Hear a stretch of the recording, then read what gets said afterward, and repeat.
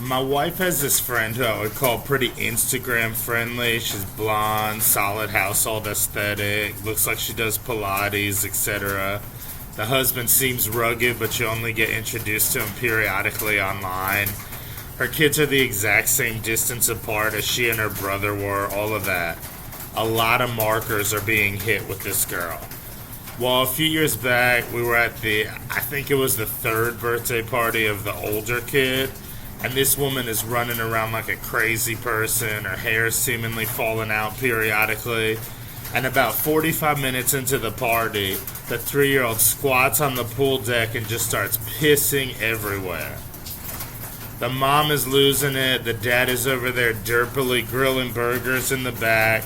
And I turned to my wife and I said, I don't think that one's making Instagram.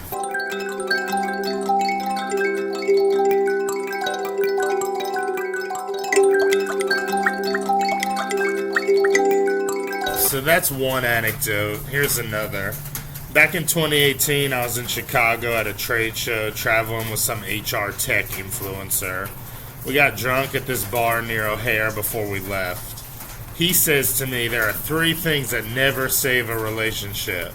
I was about 8 beers deep and I said, what are those 3? He says, a ring, a baby, and a threesome. Now, look, obviously I'm a male, and when people post takes on motherhood, the expectation is that it will come from a female.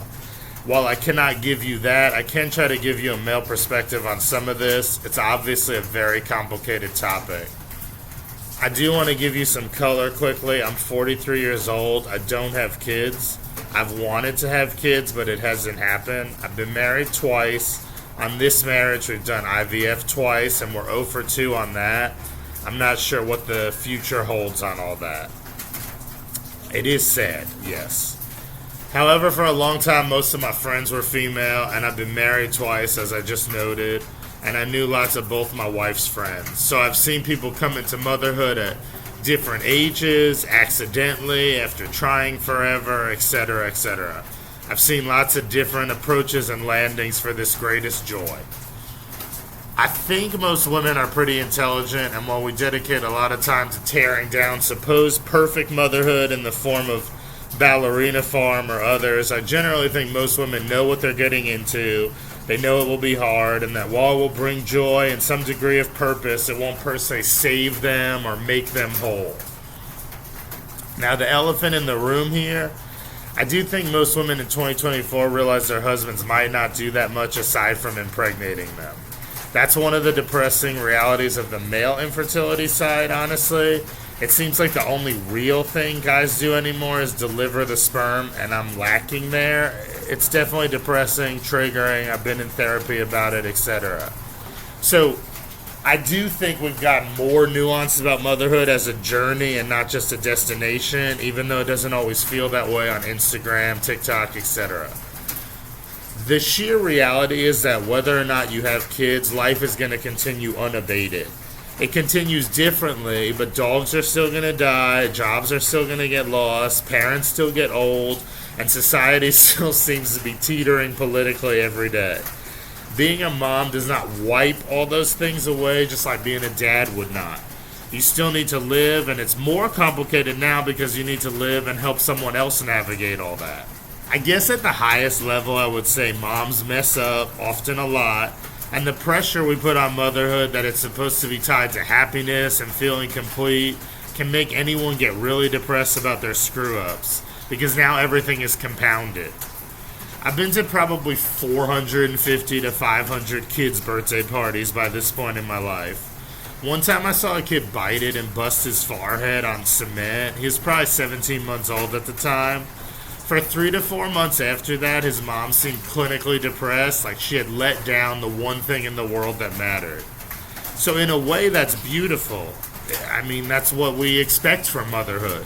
But in another way, it just shows we almost put too much in the motherhood basket. That woman was still a woman. She's still a friend to others. She's still a wife. She's still a sexual being. She's still someone with goals. You can't channel the entirety of your happiness through bouncing baby Bradley. The bigger point here is like sometimes I'm on medium.com articles. I have older women comment and tell me the biggest difference nowadays is that parenting became an Olympic sport. That feels right. I also think we can point to the rise of Instagram for the current childbearing age cohort where you get highlight reels versus kids pissing on pool decks, and that's a part of it all too. A big elephant in the room we don't talk about is that we push back the age of first marriage and first child over the last 20 years. A lot of current grandmothers had a kid at 25 or earlier. A lot of current great-grandmothers, if they're still around, had a kid earlier than that. But now they might see their granddaughter at brunch at 11 a.m. on a Sunday, and they didn't have the chance to do that themselves. They were dealing with a poop blowout, a diaper issue. So they actually tend to apply more pressure on the validity of motherhood because it evens out the experience playing field between them and their daughter, granddaughter, etc. And that's maybe the one thing I would push back on, the idea that you will never know love until you have a child.